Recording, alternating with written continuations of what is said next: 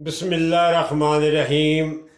اللہم صلی علی محمد و علی آل محمد۔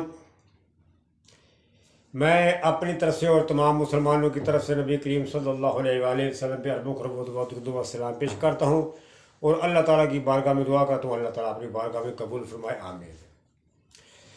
مسلمانوں، آج جس موضوع پہ میں بات کرنے کے لیے آپ کی خدمت میں حاضر ہوا، یہ بہت ہی اہم بات ہے۔ یہ سمجھنے والی باتیں ہیں، بہت اہم باتیں ہیں۔ یہ ہماری جو بربادی ہو رہی ہے، اس کا جواب دار کون ہے؟ آخر ہماری بربادی کیوں ہو رہی ہے؟ ہمارے پہ عذاب کیوں آ رہے ہیں؟ پہلے تو میں ایک دو باتیں بڑی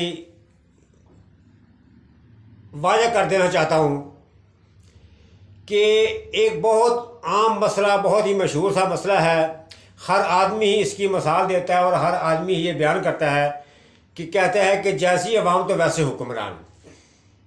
ٹھیک ہے، ہم نے مانا ٹھیک ہے یہ، لیکن اس کی وجاہت میں تھوڑی سی کر دینا چاہتا ہوں۔ سب کے سب لوگ ایک جیسے نہیں ہیں، سب کے سب لوگ غلط نہیں ہیں، سب کے سب لوگ ڈاکو نہیں ہیں، سب کے سب لوگ بے ایمان نہیں ہیں۔ ایک جنازہ گزر رہا تھا تو نبی علیہ السلام نے جنازے کو دیکھا تو کھڑے ہو گئے، تو صحابہ کرام سے فرمایا کہ یہ جنازے والا آدمی جو جا رہا ہے، یا اس کو دنیا سے راحت مل گئی ہے یا دنیا کو اس سے راحت مل گئی ہے؟ تو صحابہ کرام نے نبی علیہ السلام نے پوچھا کہ یا رسول اللہ کیسے؟ آپ نے فرمایا کہ اگر یہ آدمی اچھا تھا تو برے لوگوں سے اس کو راحت مل گئی ہے تو یہ برے لوگوں کو چھوڑ کر جا رہا ہے۔ اگر یہ اچھا آدمی تھا تو برے لوگوں سے نجات مل گئی اس کو، اگر یہ برا آدمی تھا تو اچھے لوگوں سے اس کو نجات مل گئی۔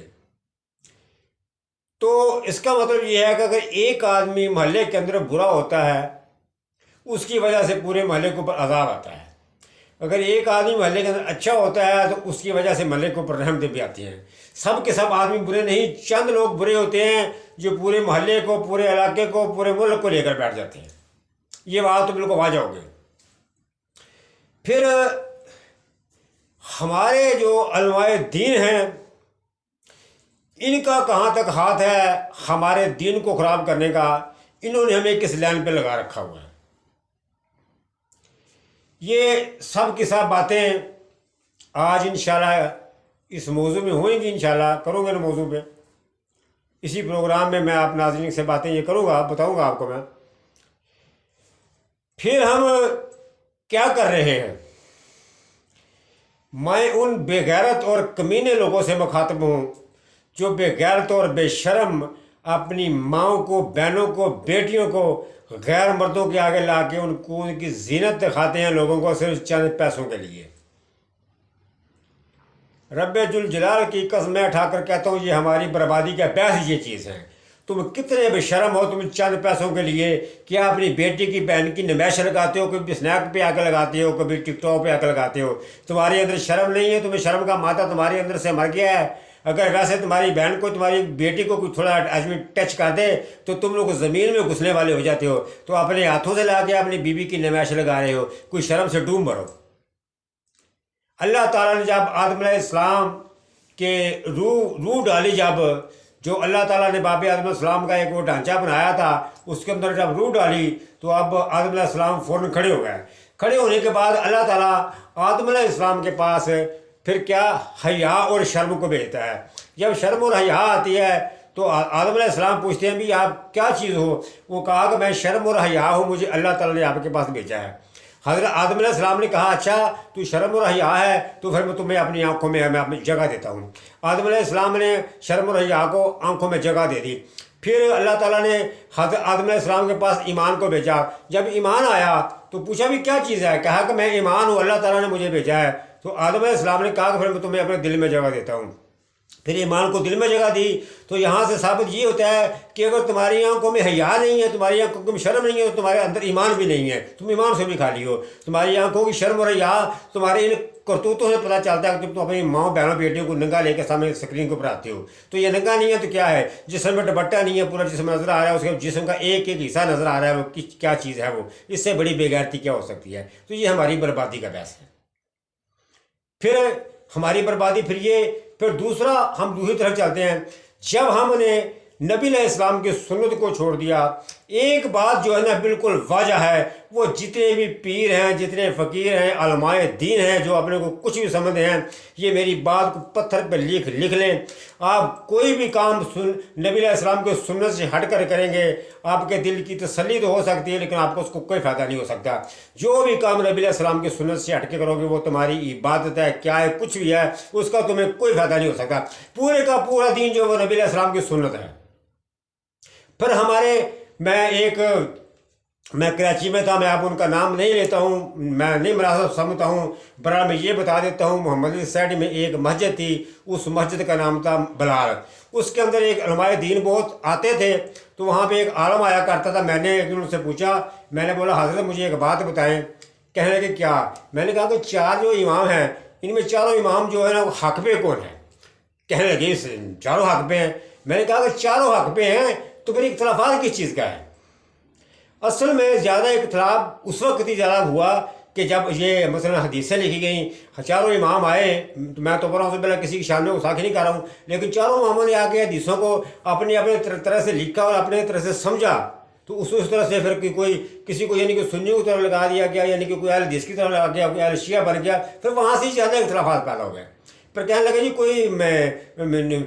چاروں امام یعنی کہ حق پہ تھے۔ میں نے بولا اگر حق پہ اختلافات کس چیز کا؟ کہنے لگے نہیں جی بس ہم تو جی وہ حنفی ہیں، ہم تو ان کی بات کرتے ہیں۔ میں نے کہا کہ ابھی ہم نے دیکھا کہ میں نے کوئی مسجدوں کے اندر دیکھا ہے، اگر اہل سنت کی مسجد کی اگر نماز پڑھنے کے لیے اہل حدیث آ جاتا ہے نا، تو وہ امام صاحب کے پیچھے کھڑا کے اونچی آمین بول دیتا ہے نا، تو امام صاحب سلام پھیرنے کے بعد کہتے ہیں تم نے اونچی آمین کیوں بولی؟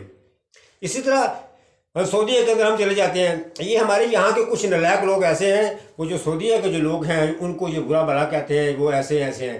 ان سے یہ پوچھا جائے کہ اللہ تعالیٰ جو ہے ہر چیز میں قادر ہے، اللہ تعالیٰ اپنے نبی کے روزے کے اوپر نافرمانوں کو رکھ سکتا ہے، نالائقوں کو رکھ سکتا ہے، اپنے گھر کا خلیفہ اللہ تعالیٰ سے نالائقوں کو بنا سکتا ہے۔ نالائق تم لوگوں جو ان کو نالائق کہتے ہو، وہ تو اللہ کے گھر کے بھی خلیفہ بنے ہوئے ہیں، نبی کریم صلی اللہ علیہ وسلم کے روزے کے یعنی کہ وہ تو خادم بنے ہوئے ہیں۔ پھر انہوں نے یہ نہیں کبھی سوچا کہ ہم جو بات کہتے ہیں اس بات کے اندر وزن ہے کہ نہیں ہے۔ پھر یہ لوگوں کو اس طرح سے گفتگو کر کے سمجھاتے ہیں، پہلے تو وہ لوگ میری طرح پہلے کچھ نہیں جانتے، لیکن ان کے اندر اس طرح سے وہ مسالہ گھڑ کے بات کو گفتگو کر کے بتاتے ہیں، سناتے ہیں۔ وہ کہتا ہے آپ کے پاس یہ کہہ رہا ہے یہ بالکل سچ ہے، چاہے وہ غلط ہی کہتا ہو۔ جھکا جب تو غیر کیا کہ نہ تن تیرا نہ من تیرا، جب غیروں کیا کہ جھکیا تیرا کچھ باقی بچتے ہی نہیں ہیں، پھر کسی کو کچھ طریقہ ہی نہیں بتاتے۔ ایک عالم کو میں نے سنا، انہوں نے کہا ہے کسی بزرگ کا نام لے رہے تھے۔ میں زیادہ نام بزرگوں کا یا کسی عالم کا نہیں لے رہا ہوں، بات اچھی بات نہیں ہے کسی کی شان میں ایسے نام لے کر ہو اچھی ہو رسوا ہو، میں مناسب نہیں سمجھتا ہوں۔ بار انہوں نے کہا ایک بزرگ کا نام لیا، کہا انہوں نے 36 سال ایک ٹانگ کے اوپر کھڑے ہو کے انہوں نے عبادت کی جنگل میں اندر جا کر۔ اب اس سے نالائق سے یہ آدمی پوچھے مجھے یہ بتائے جو 36 سال ایک ٹانگ کے اوپر عبادت انہوں نے کھڑے ہو کے کی، اس کا فائدہ کیا تھا؟ وہ تو نبی علیہ السلام کی سنت کی مخالفت کر رہا ہے۔ نبی علیہ السلام نے کہاں پہ کہا کہ تم دنیا چھوڑ کے جنت میں اپنے جنگل میں چل جاؤ، جا کے عبادت کرو؟ نبی علیہ السلام نے کہاں کہا ہے تم لوگ ایک ٹانگ پہ کھڑے ہو تم عبادت کرو؟ نبی علیہ السلام نے کہاں کہا ہے تم دنیا کو چھوڑ دو؟ نبی علیہ السلام نے کہاں کہا ہے تم شادیاں نہ کرو؟ وہ ایسے لوگ تو نبی علیہ السلام کی سنت کی مخالفت کر رہے ہیں، تم لوگوں کو کہہ رہے ہو وہ تمہارے پیر ہیں۔ نبی علیہ السلام نے کسی صحابی کو نہیں کہا کہ تم جنگل میں چلے جاؤ بات کرنے کے لیے، کسی کو نہیں کہا کہ تم شادی نہ کرو، کسی کو نہیں کہا تم ایک ٹانگ پہ کھڑے ہو جائے۔ جو بھی کام نبی علیہ السلام کی سنت سے ہٹ کے کرے گا چاہے کوئی بھی ہے، اس کا کوئی فائدہ نہیں ہے، اس کے اپنے گھر کے مسئلے مسائل ہیں۔ جی فلاں پیر تھے، جی فلاں بزرگ تھے، وہ جنگل میں جا کے 40 سال بات کرتے رہے۔ نبی علیہ السلام نے تو نہیں کہا کہ جنگل میں جاؤ۔ ربنا آتنا فی الدنیا، پہلے دنیا کے اندر سارا مدار ہے۔ جی فلاں نے شادی نہیں کی۔ میں ایک مثال دے دیتا ہوں، ایک آدمی ہے، اس کے سامنے کوئی لڑکی نہیں ہے، کوئی عورت ہی نہیں ہے، اس کو دیکھ کے اس کے جذبات ہی نہیں پھیلیں گے، اس کے اوپر کنٹرول کرے نہ کرے، اس کی اپنی مرضی ہے، جذبات تو تبھی پھیلیں گے اس کے سامنے کوئی چیز آئے گی تو جب اس نے دیکھنا ہی نہیں کچھ، اس نے جنگل میں چلا دنیا سے ناطے توڑ دینا ہے۔ نبی علیہ السلام نے کہاں بھی کہا کہ رشتہ داروں سے ناطے توڑ دو، دنیا سے ناطے توڑ دو، سب لوگوں سے ناطے توڑ دو، جا کے جنگل میں چلے جاؤ؟ کہیں نبی علیہ السلام نے نہیں ایسے کہا، نہ نبی کے صحابہ نے ایسے کیا ہے۔ پھر یہ ایسی ایسی باتیں بنا کے بتاتے ہیں اللہ کے بندے۔ ایک آدمی مجھے ایک آدمی گفتگو کر رہا تھا کسی بزرگ کی، انہوں نے کہا میں بات کرنے کا میرا ہرگز یہ مطلب نہیں میں کسی بزرگ کی شان میں گستاخی کر رہا ہوں، لیکن میں گستاخی ان لوگوں کی کر رہا ہوں جو لوگ مسالے بنا بنا کے لوگوں کو بتاتے ہیں۔ اللہ کے ولی جو ہے وہ واقعی اللہ کے ولی تھے، لیکن جو یہ کہتے ہیں انہوں نے ایسا نہیں کیا، یہ اپنے گھروں سے باتیں بنائے کر رہے ہیں، پتہ نہیں کہاں کی اسٹوریاں لکھی ہوئی ہیں، وہاں بیٹھ کے کبھی کسی مریض نے لکھی، کبھی کسی مریض نے لکھ لی ہوگی۔ ہاں پھر کہاں یہ کہا ایک بزرگ تھے جی، وہ کبھی روٹی نہیں کھاتے، بس ستو پانی پائے منہ میں ڈالے اور اوپر سے پانی پی لیا، اس لیے نہیں کھاتے، روٹی نہیں کھاتے، ان کا ٹائم ضائع ہوتا تھا۔ اگر وہ یہ بھی کرتے تو وہ نبی علیہ السلام کی سنت کی مخالفت کرتے تھے۔ نبی علیہ السلام نے بیٹھ کر روٹی کھانے کا طریقہ بھی بتایا ہے، پھر بیٹھنے کا طریقہ بتایا ہے، سونے کا بھی طریقہ بتایا ہے۔ جو اللہ والے لوگ تھے وہ اس چیز کو ڈھونڈتے تھے، نبی علیہ السلام کیا چیز کھاتے تھے اسی کو کھانا پسند کرتے تھے۔ پھر نبی علیہ السلام یعنی کس طریقے سے کنگھی کرتے اسی کو یعنی کو پسند کرتے تھے۔ یہ تو نہیں وہ نبی علیہ السلام نے جو کام نہیں کیا وہ آدمی اس لیے کر رہا ہے جو اس کا ٹائم جا رہا ہے، یہ بالکل چیزیں غلط ہیں، بکار ہیں، ان چیزوں کے اندر کوئی وزن نہیں ہے۔ حالانکہ بزرگ اللہ کے تھے، اللہ تعالیٰ کے وہ ولی ہیں، انہوں نے اچھے کام کیے، لیکن ان کو بگاڑنے والے ہم لوگ ہیں، آگے مثالیں لگا کے مسئلے بتانے والے ہم لوگ ہیں۔